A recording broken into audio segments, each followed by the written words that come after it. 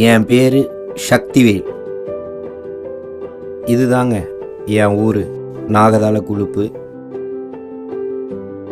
தருமபுரி டிஸ்ட்ரிக்டில் ஒரு 80 வீடு மட்டும் இருக்கிற ஒரு அழகிய கிராமந்தான் என் ஊர். இவ்வளோ டெக்னாலஜி வளர்ந்துருக்கிற காலகட்டத்திலையும் எங்கள் ஊருக்குள்ளே நுழைஞ்சா ஒரு மொபைல் ஃபோனுக்கு கூட டவர் கிடைக்காத நிலைமையில தான் இன்றைக்கி எங்கள் ஊர் இருக்குது. இப்போ நீங்கள் பார்த்துக்கிட்டு இருக்க இந்த ரோட்டுக்கும் எனக்கும் நிறைய கனெக்ஷன் இருக்குது. ஏன்னா நான் ஸ்கூல் படிக்கிற காலகட்டத்தில் எங்கள் ஊர்லேருந்து ஸ்கூலுக்கு போகிறணும் அப்படின்னா இந்த ரோட்டு வழியாக தான் நடந்து போனோம். இந்த 8 கிலோமீட்டர் நடந்து போய் நடந்து வரும்போது இந்த ரோட்டில் என் கால் படாத இடமே கிடையாது. அப்படி கஷ்டப்பட்டு படிச்சுக்கிட்டு இருந்த காலகட்டத்தில் எங்கள் அப்பா கிட்ட அழுது ஸ்கூலுக்கு போவேன்னு அடம் பிடிச்சி எங்கள் அப்பா அந்த காலகட்டத்தில் எனக்கு ஒரு சைக்கிள் வாங்கி கொடுத்தாரு. இதுதாங்க என் வீடு, என்னோட ஃபேமிலி. எல்லாருக்கும் வணக்கம். என் பேர் நாகராஜ். எனக்கு 5 பசங்க. அதில் கடைசி ஆள் சக்திவேல். இதுதாங்க நான் படித்த காலேஜ்.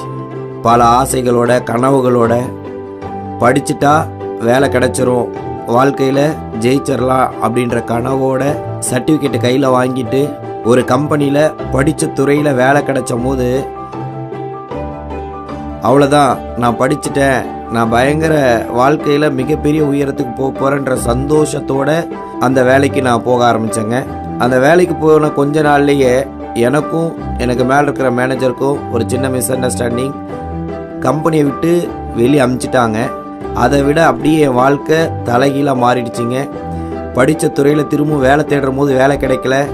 வீட்டுக்கு போனால் திரும்பவும் ஆடு மாடு தான் மேய்க்க வேண்டிய சுச்சுவேஷன் வந்துடுமோ. என் வாழ்க்கையை பற்றி நான் யோசிச்சுட்டு இருந்த காலகட்டத்தில் தான் எனக்கு டிரான்ஸ் இண்டியான்ற ஒரு வாய்ப்பு அறிமுகமாச்சுங்க.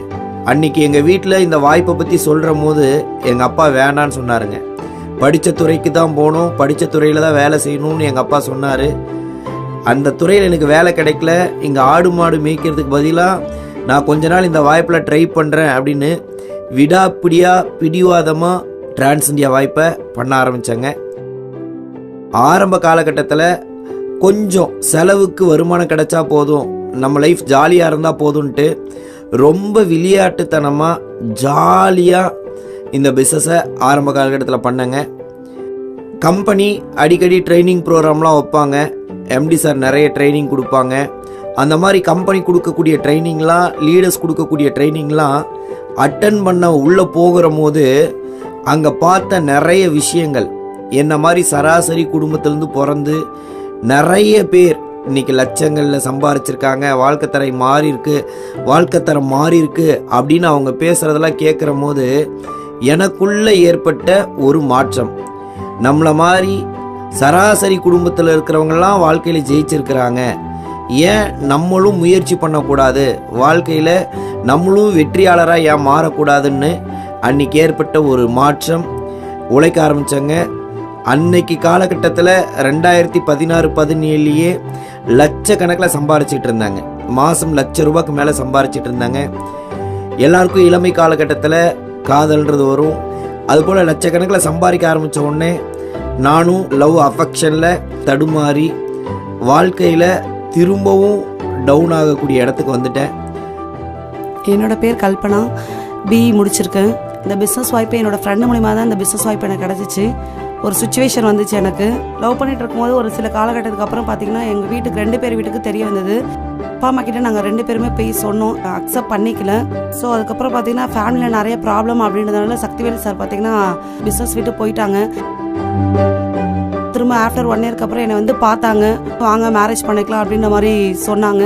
சரி ஓகே அப்படின்னு சொல்லிட்டு மேரேஜ் பண்ணிக்கிட்டோம். மேரேஜ் பண்ணிவிட்டு எங்கள் வீட்டுக்கு போனோம், சாரோட வீட்டுக்கு போனோம். 2 வீட்லேயும் அக்செப்ட் பண்ணி கிடையாது. அதுக்கப்புறம் தான் ஒரு ஸ்ட்ராங்கான ஒரு முடிவு எடுத்தோம். இந்த பிஸ்னஸ் வாய்ப்பு நம்மளுக்கு கிடச்சிருக்கு. இன்றைக்கி யாரெல்லாம் நம்மளை சேர்க்கக்கூடாதுன்னு நினச்சோங்களோ அவங்க முன்னாடி பெருசாக வாழ்ந்து காமிக்கணும் அப்படின்னு நினச்சோம். அதுக்கப்புறம் நிறைய விஷயங்கள் திரும்பவும் துர்ராசரை மீட் பண்ணி நிறைய ட்ரைனிங்லாம் அட்டன் பண்ணுற போது அவர் சொன்ன ஒரே ஒரு வார்த்தைங்க, இது உங்கள் வாழ்க்கை, நீங்கள் எடுக்கிற முடிவு தான் உங்கள் வாழ்க்கையை மாற்ற போகுதுன்னு அன்றைக்கி அவர் சொன்ன வார்த்தை. அன்றைக்கி நான் எடுத்த ஒரு முடிவு. திரும்ப லவ் பண்ணுற பொண்ணையே கல்யாணம் பண்ணோம். என்னோடய வாழ்க்கையை டிரான்ஸ் இந்தியாவில் 2ஆக பிரிச்சிடலாங்க. 100s கிளப்புக்கு முன்னாடி, 100s கிளப்புக்கு பின்னாடி. 100s கிளப்புக்கு முன்னாடி நான் ₹1,00,000 சம்பாரிச்சிருந்தாலும் அன்றைக்கி என் டீமுக்கு நான் கொடுத்த முக்கியத்துவமும் என் டீம் மெம்பர்ஸை நான் சம்பாதிக்க வச்ச விதமும் அன்றைக்கி வேறங்க. 100s கிளப்புக்கு அப்புறம் டீம் தான் முக்கியம், டீமில் இருக்கிற ஒவ்வொரு டிஸ்ட்ரிபியூட்டர் வருமானம் தான் நம்மளோட வாழ்க்கையை மாற்றும் அப்படின்றத கம்பெனியோட எம்டி சார் எனக்கு ரொம்ப அழுத்தம் திருத்தமாக புரிய வச்சாங்க. அந்த 100s கிளப் உருவானதுக்கு அப்புறம் தான் என் வாழ்க்கையில் மிகப்பெரிய மாற்றம் உருவாச்சுங்க. ஒவ்வொரு பேட்ச்லேயும் என்னோட டீமில் 100s கிளப்பை உருவாக்கணுன்ற எண்ணத்தோட பயணிக்க ஆரம்பித்தோங்க. ஆனால் அவருடைய டேலண்ட், அவருடைய புகழ் எனக்கு ரொம்ப புரிஞ்சிருந்தது. ஒரு டிப்ளமா படிச்சிடும் இந்த அளவுக்கு ஒரு மேடையில் ஏறி ஒரு 100 பேர் 500 பேருக்கு பேசும்போது எந்த நடுக்கமும் இல்லாமல், பதட்டமும் இல்லாமல், சார் ஆற்றுல போகிற வெள்ளம் போல் மடை திறந்த வெள்ளம்னு சொல்லுவாங்க, அந்த மாதிரி அவருடைய ஸ்பீச்சு ரொம்ப அருமையாக இருக்குது. உண்மையிலே அதை நான் ரொம்ப பெருமைப்படுறேன் சார். அவருடைய எதிர்காலம் நல்லா இருக்க நான் ஆண்டவனை பிரார்த்திக்கிறேன். இன்னைக்கு டிரான்ஸ் இந்தியாவில் நான் ஆரம்ப காலகட்டத்தில் யாரெல்லாம் பார்த்து வியந்தனோ, யாரெல்லாம் நிறைய சம்பாதிக்கிறேன்னு பார்த்து அந்த இடத்துக்கு போகணும்னு ஆசைப்பட்டனோ, இன்னைக்கு அந்த இடத்துல அன்னைக்கு நான் பெருசாக பார்த்த நபர்களுக்கு ஈக்குவலாக சம்பாதிக்கிற அந்த வாய்ப்பை உருவாக்கி கொடுத்த டிரான்ஸ் இந்தியா நிறுவனத்துக்கும் கம்பெனியோட சிஎம்டி சாருக்கும் துர்ரா சாருக்கும் நான் நன்றி சொல்ல கடமைப்பட்டிருக்கேங்க. என் பையனோட முதல் பிறந்த நாளில் அவனுக்கு நான் பெருசாக ஏதாவது கிஃப்ட் பண்ணணும், அவனோட எதிர்காலத்தில் அவன் நினச்சி பார்த்தா சந்தோஷப்படுற அளவுக்கு மிகப்பெரிய கிஃப்ட் கொடுக்கணும்னு நினச்சி ஆசைப்பட்டேன்.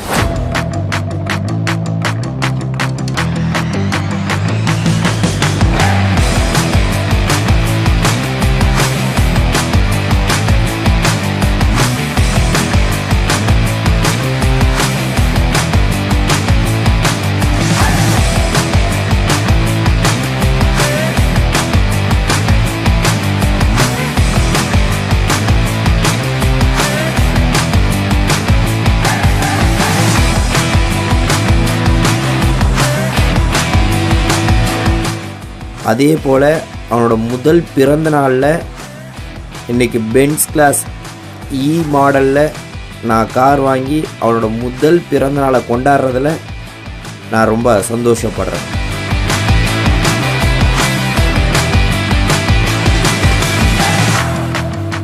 இன்றைக்கி நடந்து போயிட்டு இருந்த எனக்கு சைக்கிள் கிடைச்ச அந்த முதல் நாள் கிடைச்ச அந்த சந்தோஷம் இன்றைக்கி ஒரு 3% மக்கள் மட்டுமே பயன்படுத்திக்கிட்டு இருக்கிற ஒரு விலை உயர்ந்த காரில் இன்றைக்கி அதே ரோட்டில் பயணிக்கிற போது அன்றைக்கி எங்கள் அப்பா வாங்கி கொடுத்த ஒரு சைக்கிள் எனக்கு கொடுத்த சந்தோஷம் அளவுக்கு இன்றைக்கி அதை விட 100 மடங்கு பெரிய சந்தோஷத்தோடு இன்றைக்கி இந்த ரோட்டில் நான் பயணிக்கிறேங்க. படிப்பிற்கு ஏற்ற வேலை பார்க்க வேண்டும் என்று கிடைத்த வேலையில் சேர்ந்தவருக்கு அந்த வேலை நிலைக்கவில்லை. ஆனால் நமது டிரான்ஸ் இந்தியா தந்த வாய்ப்பை முழுமனதாக ஏற்றுக்கொண்டார். தடைகள் பல ஏற்பட்டாலும் உறுதியுடன் உழைத்தவர் தனது கடன்களை எல்லாம் அடைத்து தனக்காக பைக் மற்றும் ஹியூண்டாய் வென்யூ காரை வாங்கியுள்ளார். இன்று விரும்பியவரை கரம் பிடித்து தனது மகனின் முதலாம் பிறந்த நாள் பரிசாக ரூபாய் 1,06,00,000 மதிப்புள்ள மெர்சிடிஸ் பென்ஸ் இ கிளாஸ் என்ற பிரீமியம் காரை வாங்கியுள்ளார். இவரின் வெற்றி பயணம் மேலும் தொடர நம் அனைவரின் சார்பாக டிரான்ஸ் இந்தியாவின் மனமார்ந்த வாழ்த்துக்கள்.